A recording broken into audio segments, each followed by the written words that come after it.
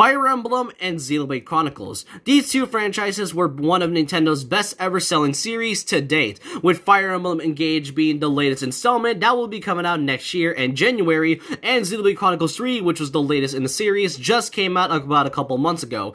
And with Xenoblade Chronicles 3 being such a huge success, who knows how big of sales Fire Emblem Engage would be. However, before, both of these franchises weren't really, getting the same treatment as other games like The Legend of Zelda, Super Mario, Kirby, or Star Fox or whatever. Instead, both of these franchises were, strangely enough, shafted or negligible by Nintendo. But how did they get to this point? Where did it all started when these franchises went from downhill all the way to one of the best series Nintendo has ever gotten? Well, that's why in this video I'm going to be doing a bit of a sort of gaming documentary where I'm going to be talking about the fall and rise of Fire Emblem and Xenoblade Chronicles, two RPGs. And this is going to be a fun video that I just want to talk about. It's a nice little history of what got these franchises to this point at the time. So, with that, let's all talk about the fall and rise of two RPGs.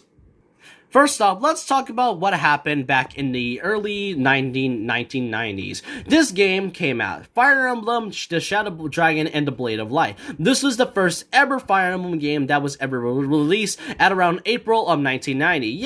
Yeah, this was released in the 90s. Many would thought this would be released in the 80s, but they really think that this game came out in the 90s, where, keep in mind, the 80s is where, RPGs were revitalizing thanks to series such as Final Fantasy and Dragon Quest. Fire Emblem was one of Nintendo's first ever systems they would try out the Fire Emblem series. And you know what? It was such a huge success.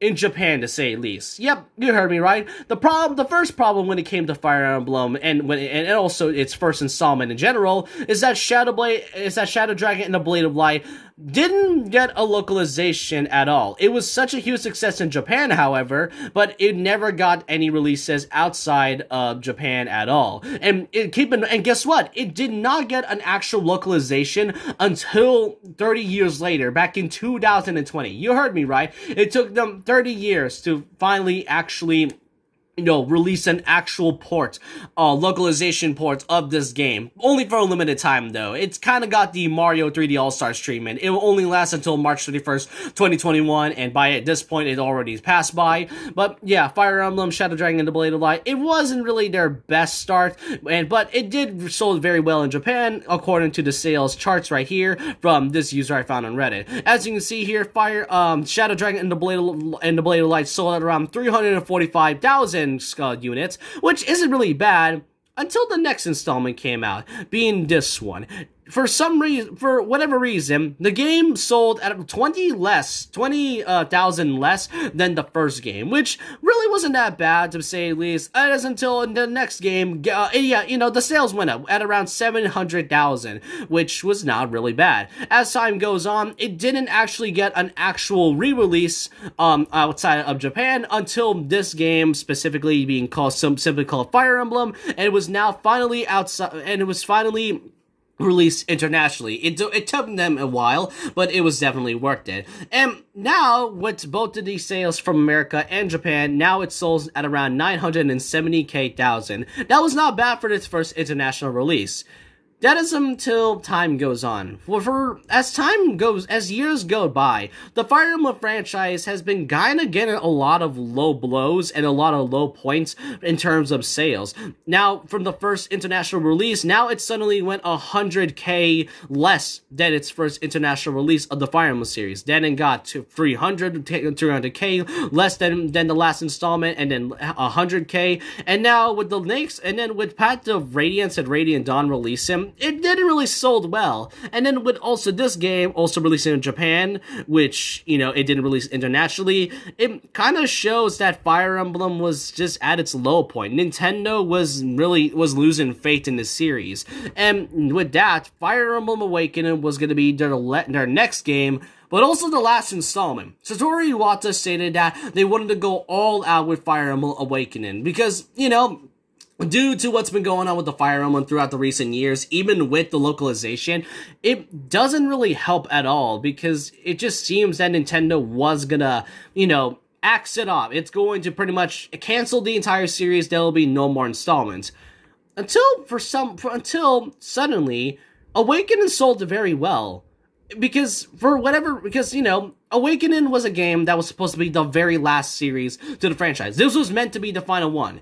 Until the game got a lot of more marketing, and it got a lot of more effort for its marketing, and even introduced brand new mechanics, and also for like newcomers, and especially for the old ones, that it became a huge success. For the first time in over 20 years of Fire Emblem's whole history, it has reached over 2 million copies. This was the first ever game that went over 1 million copies. Most of the recent games, even though there were games that came out internationally outside of Japan, only got at around almost 1 million. Fire Emblem Awakening was the game that basically saved the franchise with over 2 million copies. And it was so successful that they decided to make Fire Emblem Fates, which got at around 3 million.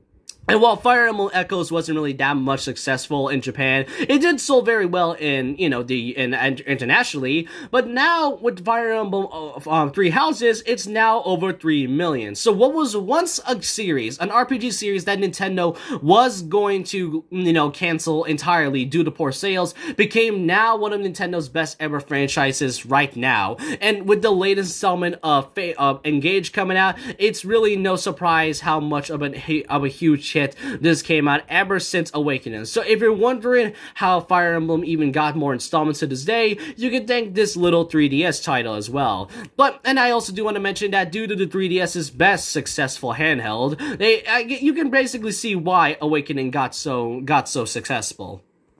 And that was Fire Emblem's story. But what about Xenoblade Chronicles? Well, unlike Fire Emblem, the game itself didn't really get a good start. At around 2010, Xenoblade Chronicles for the Nintendo Wii first released in Japan exclusively for the Nintendo Wii. And you can see a pattern what happened with Fire Emblem, but unlike that series, the game had a lot of big issues when it came to releasing it outside of Japan. They did want to release the game in Europe eventually, which they did at around 2011, thanks to a year later, but according to Nintendo of America, they didn't have faith in the series at all, and especially when it came to releasing the first game internationally. The reason is because that back at around 2011, the same year as the European release, a non-publisher at Facebook of Nintendo stated this: "Thank you for your enthusiasm. We promised an update, so here it is. We never say never, but we can confirm that there are no plans to bring these 3 games to the Americas at this time. Thanks so much for your passion and for being such great fans." Apparently Nintendo just didn't have that much faith in the first Xenoblade game. Even though it did release in Japan and eventually release in the UK, it didn't really get an actual US release, which could basically mean Xenoblade kind of ends there. Until there was another thing that happened that many fans, including myself, couldn't believe it worked, and there was a fan campaign called Operation Rainfall. To not tell you any more details, just to put things simple, Operation Rainfall is basically a fan campaign that are exclusively for games that are supposed to be, released outside of Japan. To put things simple, it's a fan campaign that can basically, these are for games that aren't released outside of Japan, and after some time goes by, Xenoblade Chronicles now officially released internationally and now finally in the US at around 2012. It only took 2 years, but they finally did it, and thanks to that, they finally got into sales for what's going on. According to the sales right here for the Wii version of Xenoblade Chronicles, it sold almost 1 million copies, which isn't really that bad when it comes to 900,000, but it was kind of a good start. Then years go by, and that's when we decided to give out some more content for Xenoblade. Eventually, Shulk did get into Smash Bros. 4, but 2015 came around, which was, if not one of Nintendo's worst years at the time. They released 2 games for Xenoblade-related games. Xenoblade Chronicles 3D for the new Nintendo 3DS, not the regular 3DS, and Xenoblade Chronicles X. Xenoblade Chronicles X is an interesting one, as not only is this the game that many fans have been begging to see get ported to the Switch at some point, this game was kind of, you know, exclusively for the Wii U, and for Xenoblade Chronicles 3D, it's a game that came out for the new Nintendo 3DS, and keep in mind, both of these games came out in 2015, so you can tell that these games weren't really selling that well. Well, really not exactly. Xenoblade 3D did get around 56,000 copies, and then Xenoblade Chronicles X only 84,000 copies, but overall, yeah, it wasn't really a good start, but, you know, after the eventual localization with the first game coming out in the US, these 2 games kind of, you know, had a low point.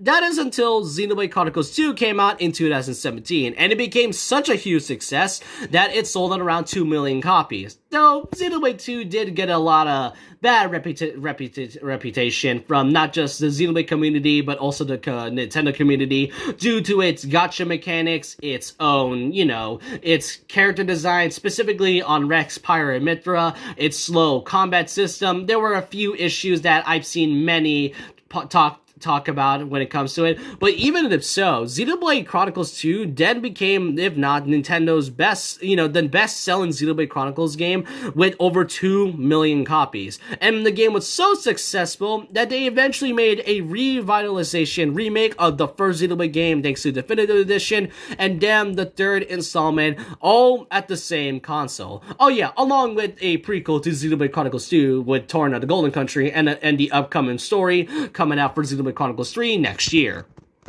So overall, the point of this video is that Fire Emblem and Xenoblade Chronicles were games that were solely close to, you know, being shafted by Nintendo. Fire Emblem was a series that was almost canceled, and Nintendo didn't really have faith with Xenoblade at all. But ever since these games became such a success, they really wanted to make them huge highlights in both Nintendo Directs. Fire Emblem Engage was the game that started the latest Nintendo Direct, and then Xenoblade Chronicles 3 now ended off with the last announcement in Nintendo Directs. You can see how much of an impact both of these series were. And even if you aren't a fan of RPGs, trust me, there were some fans out there and are some players that aren't really a huge fan of RPGs, which is understandable. Sometimes many do not like the grind in. Some people only care about the characters. But Fire Emblem and Xenoblade are more compelling than what it is. It has such great character development,